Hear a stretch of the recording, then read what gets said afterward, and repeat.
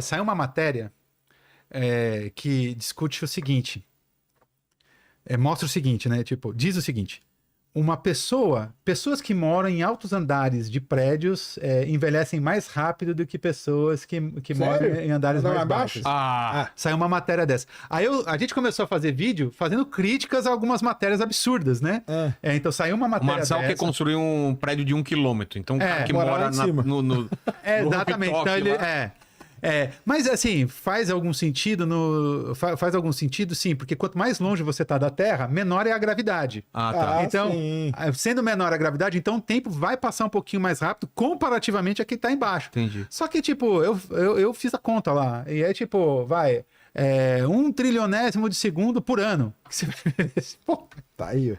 Não, né? Não conta, né, pô? Não conta. Não dá pra contar vantagem. Não dá pra contar vantagem nenhuma. Não dá pra contar vantagem. O Nelson Flórida mandou aqui. Se o tempo não existia antes do Big Bang, como então ele passou a existir do nada? Porque aí é o lance do Einstein, fala que são coisas que estão ligadas, né, cara? Então ele chama essa entidade, essa coisa de espaço-tempo. Então não é o espaço uma coisa e o tempo é uma coisa... É uma coisa só? É uma coisa só, espaço-tempo. Por isso que quando chega perto do buraco negro, o espaço-tempo é que é deformado. Quando você tem o Sol aqui, no espaço-tempo é que é deformado. Então não é nem o espaço nem o tempo separados, mas são os dois ao mesmo tempo. Exato. E eu vou falar... A pergunta, na raiz dela, não faz nem sentido. Porque, tipo, não faz sentido você falar em antes se eu tô falando em início do tempo. Se eu tô falando em início do tempo, o tempo começa aqui. Existe antes. Como é que a gente define tempo? Como é que a gente define antes? Antes é antes no tempo sempre. Antes é antes no tempo. Então, se o tempo se inicia a partir... Se o tempo é criado, como o Sérgio falou, tipo, é um ente único, quadridimensional, espaço-tempo. Então, ele é criado junto ali. Isso aí. Então, não há um antes. Não existe antes. Simplesmente. O Edson Joane mandou aqui. Só entrei na live agora, mas tem uma pergunta crucial pro Sacani. O tempo passa igual em todo o universo? Um ser inteligente, capaz de teorizar sobre o universo, mas que esteja em um lugar onde o tempo passa distinto daqui, concluiria que o universo tem a mesma idade que atribuímos pela teoria do Big Bang? Essa aí é legal, hein? É uma pergunta... Essa é interessante. Bem levando em consideração o princípio lá da homogeneidade, né, e da isotropia do universo, sim, né? Porque ele iria começar a medir a recessão de galáxias e ia chegar no mesmo... Né? No mesmo ponto. Mas também vai muito de como o cara marca o tempo, né? Se a gente tá falando de um ser alienígena, como que ele marca o tempo? Ele tem que marcar o tempo igual a gente marca em anos, né? Porque a gente marca em milhões de anos. Mas seria, cara, porque ele ia medir a velocidade com que as galáxias estão se expandindo, se afastando da gente. O Leonardo Nunes... Peraí, o tempo vai ter que... Dá uma expandida que eu vou ao banheiro, então. Não, beleza. Aí o pessoal vai calcular o tempo e saber o que eu vou fazer, dependendo do tempo que vai demorar. Isso aí, na verdade, pra você lá vai passar 2 anos. Leonardo Nunes perguntou aqui. No caso ele tá falando aqui da luz do sol, que vocês falaram que se ele se apagasse do nada, demoraria 8 minutos pra gente perceber. Mas isso com relação à luz. Aí ele perguntou, e com relação à gravidade? Quanto tempo demoraria pra gente perceber? Vamos lá, isso é bem interessante também. Com relação à gravidade, demoraria 8 minutos também. Por que demoraria 8 minutos? Aí a gente vai lá, vamos pegar a primeira gravitação newtoniana. Todo mundo aquela gravitação universal que a gente aprende no ensino médio, tá? Temos ali a gravitação universal. A gente diz que essa teoria é uma teoria de interação instantâneo. O que significa? O que acontece a 1 milhão de quilômetros num ponto, instantaneamente é percebido a 1 milhão de quilômetros de distância, né? E isso incomodava muito Einstein. Então, quando Einstein desenvolveu a teoria da relatividade geral, ele coloca que, a gente sabe, e também da relatividade restrita, nada se propaga, informação jamais vai se propagar a uma velocidade maior do que a da luz. Então, do ponto de vista gravitacional, o Sol deixou de existir, por exemplo, a gravidade mudou, certo? Sim. A gravidade mudou. Então, essa informação não pode chegar aqui instantaneamente. Essa informação não pode. Porque é informação se propagando. Então, se ela não pode, porque isso quebraria o princípio da causalidade, ou seja, nada pode viajar a uma velocidade maior que a luz, nem mesmo informação, a informação gravitacional também não vai poder viajar a uma velocidade maior que a da luz. Então aí a pergunta vem, quem carrega então essa informação que está se propagando com relação à mudança na gravidade? É uma coisa que nós chamamos de onda gravitacional. A onda gravitacional vai carregar essa informação até a gente. E a partir de 8 minutos, isso hoje a gente já sabe que a onda gravitacional se propaga na mesma velocidade da luz. Em 8 minutos, a Terra sai tangente à trajetória, sai reto, vai embora. Isso aí. E a gente fica à deriva no universo sem esperança e mais nada. Ó, o Edson Mota mandou aqui. Pessoal, considerando que a massa distorce o tempo, quanto mais massa, o tempo passa mais rápido, então podemos dizer que as reações de fusão nuclear no Sol ocorrem mais rápidas do que a gente mede É o aqui na Terra? contrário. O que é? É o contrário. Quanto mais massa, mais distorcido distorção. e mais lento o tempo Mais passa. lento passa. Então é o contrário do que ele falou. É. Mas a pergunta então Da fusão. se mantém. As reações de fusão nuclear no Sol então ocorrem mais lentas do que a gente mede aqui na Terra? Se tratando de Sol, muito pouco. Mas assim, o que vale é quem está medindo, né? Pra gente aqui, a gente, o observador distante, é a gente que está fazendo a medida. E o Sol, tipo, enfim, parece tudo muito pesado, mas enfim, do ponto de vista gravitacional, ainda ele não é nada, entendeu? Tipo, então não vai ter grandes diferenças, assim, do que no tempo de fusão nuclear ali que acontece dentro do Sol. Não vai ter grande diferença temporal. Ó, o Caian Padilha mandou uma pergunta aqui que eu esperei o Vilela voltar do banheiro pra fazer ela. Que é o seguinte, ele mandou: se acelerando a velocidade da luz o tempo para, o que acontece se a gente ficar estacionário, zero absoluto, bem no centro da expansão do universo? O que aconteceria? Ah, e o Paquito merece um aumento. Escreveu isso mesmo? Escreveu. Ah, tá. Primeira coisa que não tem centro da expansão do universo. Isso é a primeira coisa que a gente tem que tirar da cabeça de todo mundo. Perfeito. Todo mundo fala, não, o universo está expandindo a partir de que ponto? Não tem um ponto, cara. Não tem... é aqui, ó, é do lado da estrela Arcturus, aqui da onde não existe É como se fosse isso. um balão que você está enchendo? Exatamente, é como se fosse um balão. É a melhor, Esse é o melhor universo. exemplificação que a gente tem. Imagina, põe lá, faz umas estrelinhas, o universo bidimensional ali, seria isso. Tem um centro ali? O universo é naquela superfície. Não tem centro. Então é isso aí. O universo é isso. isso Não é- tem centro da expansão. E entendeu? isso está diretamente relacionado a uma coisa que ele chama de princípio cosmológico, né? Princípio cosmológico. Mas isso aí. enfim. Aí qual que é a outra? Aí? Que é o que...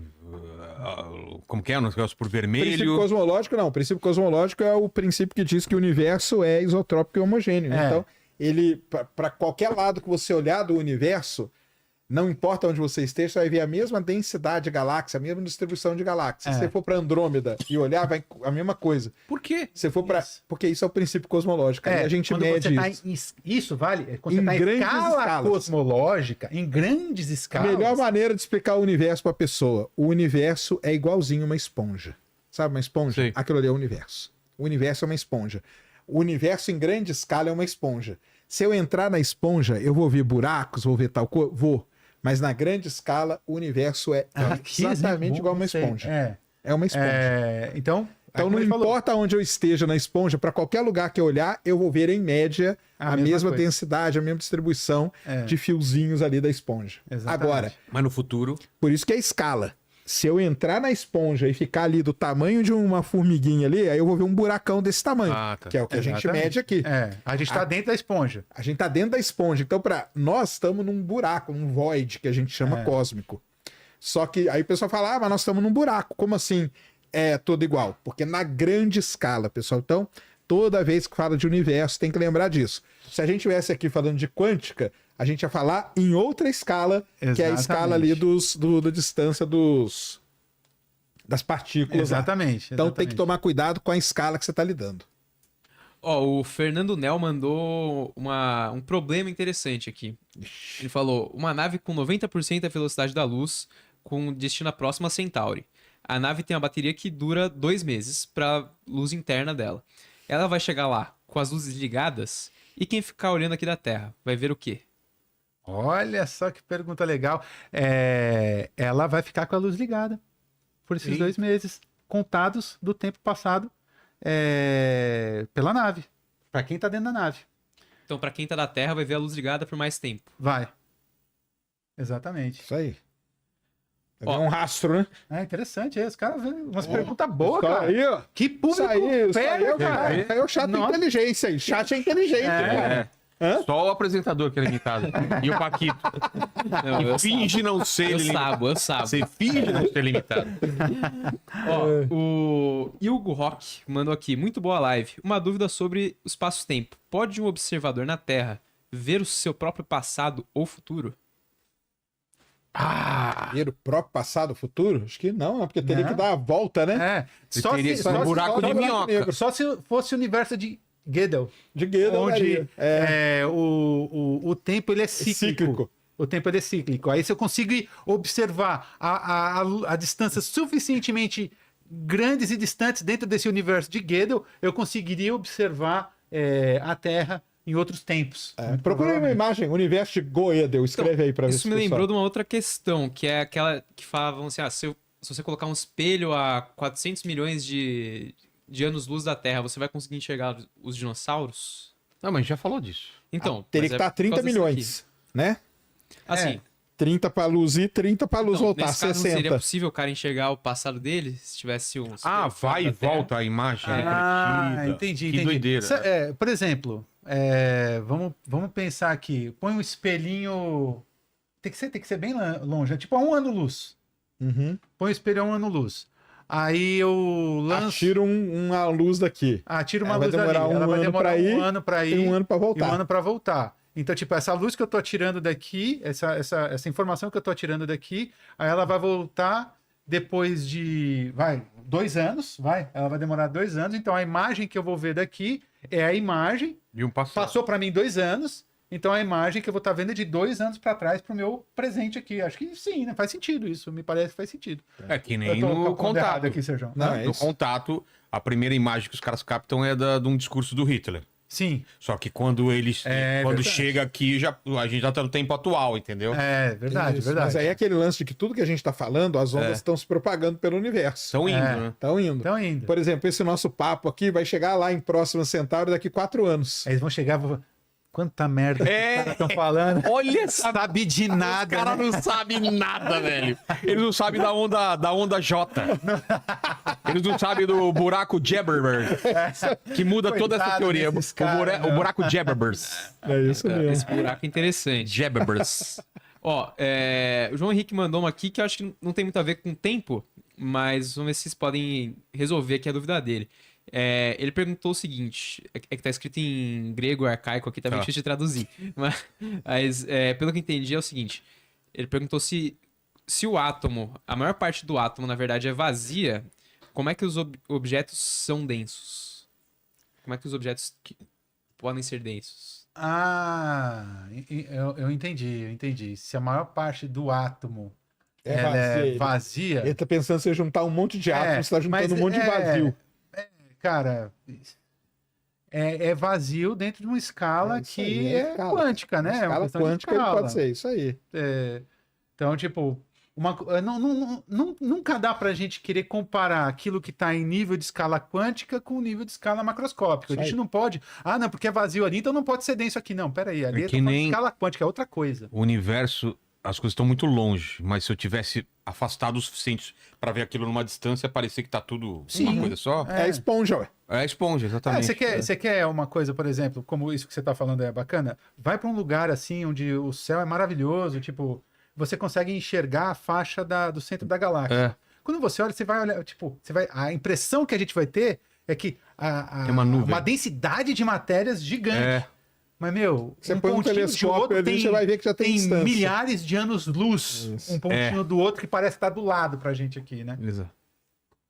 Ó, o Hernande Brandão, ele mandou, boa noite, Sérgio. Explica o que seria um motor de dobra espacial e como ele se encaixa nesse contexto. Dobra Ele espacial. dobra o espaço. Ele dobra o espaço-tempo, cara. É aquilo ali, que é o motor de dobra. Ah, tá. Ele vai abrindo buracos de minhoca. Ele eu acho dobra. que sim, eu já ouvi falar disso aí, só que Ele eu nunca dobra parei pra o espaço. explicar. Mas tempo eles têm aqui não dobra dá. 5, dobra 6, né? Aí eu não entendi. Aí é o... Não, mas aí é não, outra é o coisa. ARP, né? Aí é o ARP. O ARP eu não lembro qual que Aí a é ideia. é outro conceito. Mas o de dobra espacial é você dobrar o espaço-tempo e poder viajar de um ponto para o outro rapidamente. Basicamente buracos de minhoca. Um buraco né? de minhoca, é isso Buracos mesmo. de minhoca. E tem a teoria nos livros lá da fundação do Asimov, que eles trabalham com gravidade, né? Gravidade e antigravidade. Gravidade e antigravidade. As naves, elas usam a gravidade para se movimentar, né? Isso aí é o sonho da propulsão de foguete, cara. Desenvolver um motor antigravitacional. Mas ele anula, né? Ele só vai não faz nada, ele só vai... Aí tem uma coisa que é muito interessante, muito interessante. Quebra com relação regra? a isso. Não quebra regra nenhuma, né? Mas na verdade hoje a gente não tem previsto nem do ponto de vista teórico, porque a manipulação, veja, a gente tem algumas forças fundamentais. Vou falar aqui, por exemplo, da eletromagnética. A gente de alguma forma consegue manipular a força eletromagnética. A gravitacional a gente não consegue manipular. Isso aí. Então, Por quê? Porque a gente não consegue, ainda do ponto de vista teórico, primeiro, a gente não tem um entendimento claro ainda sobre o que é gravidade, e a gente ainda parece estar distante de uma teoria de unificação, onde a gente... Sonho. Que é o sonho que a gente uma partícula da gravidade. Teoria do tudo. Encontrar partícula, que seria encontrar partícula da gravidade, que seria tipo a quantização da gravidade. Quando a gente conseguir encontrar isso, aí vai ser um primeiro passo para a gente começar a entender quando ou se. Hã? Quando a gente encontrar ou se. Eu acredito num quando. Eu acredito num quando. Mas estamos longe ainda. Porque tem o seguinte, pessoal, não entende, das 4 forças, a gravidade é a mais fraca de todas. Sim. Por isso que ela só é verificada em grande escala, né? Entendeu? Exatamente. Por isso que, por exemplo, a gente quer resolver matéria escura, que está ligado com a gravidade, a gente tem que ver bilhões de galáxias, ver 10, 15, isso aí não adianta nada, tem que ver o universo muito longe. Ou em aglomerado de galáxia que a gente verifica as velocidades e tal. Então, por conta disso, porque a gravidade é a força mais fraquinha. Você não consegue verificar ela. Exatamente. E aí tem outro ponto que o Sérgio falou, que é o seguinte, tipo, quando a gente fala ali em quantizar, encontrar partícula fundamental da gravidade, a gente já tem, por exemplo, no caso do eletromagnetismo, a gente tem o fóton. Isso. O fóton, então você tem luz, a luz a gente sabe que é composta por fótons, que é a partícula fundamental associada a esse tipo de interação. Então, existe teoricamente o que a gente chama de graviton. O fóton foi descoberto quando? O fóton foi... Antes do Einstein, ou não? É o comportamento lá, né?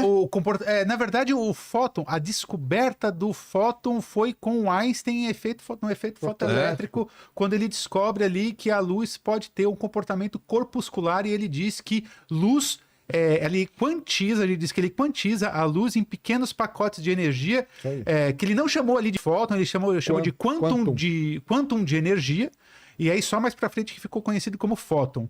Então foi o Einstein. Então fóton é uma partícula de luz. É uma partícula ainda de não luz. tem a medição de uma partícula de gravidade. De gravidade. Que é o graviton que a gente chama. Né? Tem? Não. Nome?